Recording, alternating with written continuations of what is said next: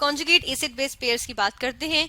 Conjugate acid base pairs में से अगर हम देखें, कॉन्जुगेट का वर्ड जो है वो उसके लिटरल मीनिंग्स ये आ जाते हैं कि joining together in the form of pairs. ठीक है, तो एसिड बेस पेयर्स की बात करेंगे और एसिड बेस में जो यहाँ पर हम कंसेप्ट लेके चलेंगे वो हमारे पास कंसेप्ट होगा लॉरी ब्रॉन्स्टेड कंसेप्ट। ठीक है, हम ये वाला कंसेप्ट लेके चलेंगे और इस कंसेप्ट में हम क्या कहते हैं, इसमें हम ये कहते हैं कि हमारे पास जो एसिड होता है वो क्या करता है, वो प्रोटॉन जो है उसको डोनेट करता है और बेस क्या होता है, वो प्रोटॉन को एक्सेप्ट करता है। तो यहाँ पर बेसिकली हम क्या बात कर रहे होते हैं, हम प्रोटॉन ट्रांसफर की बात कर रहे होते हैं। ठीक है, प्रोटॉन ट्रांसफर। तो इसी में हम जो है कॉन्जुगेट एसिड और बेस पेयर्स भी देखते हैं और उसकी हम बात कर लेते हैं। ठीक है, तो इसमें हम इस तरह से लेंगे कि एक हमारे पास जो है वो सब्सटेंस 1 मौजूद है। ठीक है, और दूसरा सब्सटेंस जो है वो सब्सटेंस 2 मौजूद है। जो सब्सटेंस 1 है वो हमारे पास बेसिकली क्या है, एक एसिड है। ठीक है, यहाँ पे वो एक एसिड था और हम लिखते हैं कि सब्सटेंस 1 जो है वो एसिड है, तो इसलिए हमने उसको इस तरह से शो कर दिया कि वो एसिड है, लेकिन वो जो है वो उसको हमने सब्सटेंस 1 एसिड है। ठीक है, और जो सब्सटेंस 2 है वो हमारे पास बेस है, तो हमने इस तरह लिखा कि सब्सटेंस 2 जो है वो बेस है। और हम देखते हैं दोनों का रिएक्शन होता है और रिएक्शन के नतीजे में हमारे पास यहाँ पे क्या बनता है, हम देखते हैं कि हमारे पास यहाँ पर जो है वो जो प्रोडक्ट्स आती हैं उसमें हम देखते हैं कि जो एसिड है बेसिकली यहाँ पर प्रोटॉन ट्रांसफर हुआ है ना।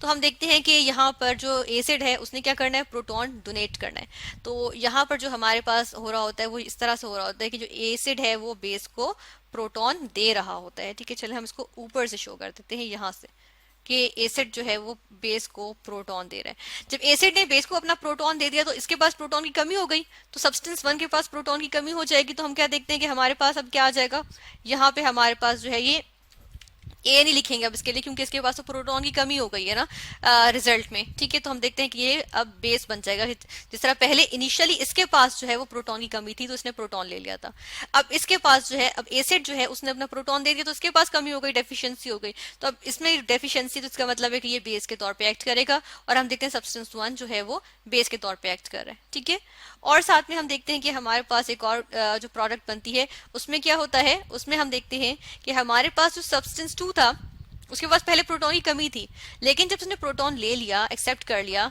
ठीक है, बेस के तौर पे तभी एक्ट करेगा ना, इसके पास प्रोटॉन की कमी थी तो उसने एक्सेप्ट कर लिया। ठीक है, तो ये इसलिए बेस कहलाया, लॉरी ब्रॉन्सेट बेस। तो अब इसने क्या किया कि जब इसने प्रोटॉन ले लिया तो अब इसके पास मौजूद है प्रोटॉन। तो जब इसके पास प्रोटॉन मौजूद है तो हम देखते हैं कि ये अब एसिड के तौर पे एक्ट कर सकता है। ठीक है, सब्सटेंस 2 जो है वो एसिड के तौर पे एक्ट करेगा। क्यों? क्योंकि अगर जब ये रिएक्शन रिवर्स जाएगा तो यही जो एसिड है वो क्या करेगा कि ये जो है वो अपना प्रोटॉन इसको दे सकता है। ठीक है, तो ये रिएक्शन इस तरह से चलता रहेगा कि ये इसको देगा और वो जो वहां से हम देखते हैं कि यहाँ पर अगर देखें तो हम इसको नीचे से शो कर देते हैं, चलें तो ये इसमें क्या होगा, ये जो है वो इसको जो है वो अपना प्रोटॉन दे सकता है। लेकिन हम यहाँ पर एक चीज देखेंगे और वो ये कि देखें ये वाला जो था वो एसिड था, ये एसिड के तौर पे एक्ट कर रहा था। ठीक है, और लॉरी ब्रॉन्स्टेड एसिड, और ये वाला जो बेस था, ये वाला जो सब्सटेंस था वो बेस के तौर पे एक्ट कर रहा था, तो लॉरी ब्रॉन्स्टेड बेस।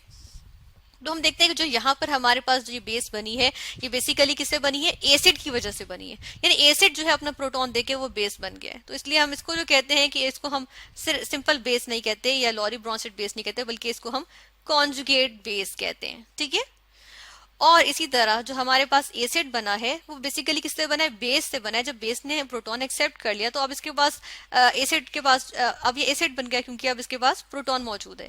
तो इसलिए हम इसको कहते हैं, क्योंकि ये बेस से बना है तो हम इसको कहते हैं ये कॉन्जुगेट एसिड है। ठीक है, इसलिए ये जो एसिड बना है ये बेस से मिलकर बना है, तो इसलिए हम कहते हैं। तो ये हमारे पास जो पेयर आ गया ये कॉन्जुगेट एसिड और बेस का पेयर आ जाता है। ठीक है, इस तरह से। और इसमें हम देखते हैं कि यही हमारे पास सब्सटेंस 2 मौजूद था और ये दूसरा वाला जो है ये हमारे पास सब्सटेंस 1 था। ठीक है, इन्हीं की बात हो रही थी। इसके अलावा यहाँ पर इनके दरमियान रिलेशन देख लेते हैं। अच्छा, यहाँ पर आप देखिएगा कि अगर हमारे पास एसिड जो है वो स्ट्रांग हो, ठीक है, अगर एक स्ट्रांग एसिड होगा डेफिनेटली वो क्या करेगा, डिसोसिएट करना चाहेगा। ठीक है, तो अगर ये स्ट्रांग होगा हमारे पास तो हम देखते हैं कि जो कॉन्जुगेट बेस होगी ये बहुत ही वीक बेस होगी। ठीक है, हम देखते हैं कि ये रिजल्ट में जो ये हमारे पास कॉन्जुगेट बेस होगी ना, ये क्या है, ये एक वीक बेस होगी जो कि एक स्ट्रांग एसिड की वजह से बनी है। ठीक है, और इसी तरह हम देखते हैं यहाँ पे हमने इनका कनेक्शन देखा और दूसरे कलर से मेंशन करेंगे ताकि हमारे पास यहाँ पे जो है वो रिलेटेड रहे। तो अगर हम देखते हैं इसी तरह अगर हमारे पास एक वीक एसिड होगा तो उसकी जो कॉन्जुगेट बेस होगी वो एक स्ट्रॉन्ग बेस होगी। ठीक है, इसी तरह अगर हम और भी ये देख लेते हैं कि अगर हमारे पास एक बेस है, अगर वो वीक है, ठीक है, अगर एक वीक बेस है तो जिसको कॉन्जुगेट एसिड बनेगा वो एक स्ट्रॉन्ग एसिड होगा, ठीक है। और वाइस वर्सा भी होगा कि अगर जो बेस है वो स्ट्रॉन्ग बेस होगी, स्ट्रॉन्ग लॉरी ब्रॉन्स्टेड बेस होगी, ठीक है, तो हम देखते हैं कि जिसको कॉन्जुगेट एसिड होगा वो एक वीक एसिड होगा, ठीक है, वीक एसिड के तौर पे एक्ट करेगा। तो यहाँ पर हमने क्या डिस्कस किया है, हमने कॉन्जुगेट एसिड बेस पेयर्स को डिस्कस किया।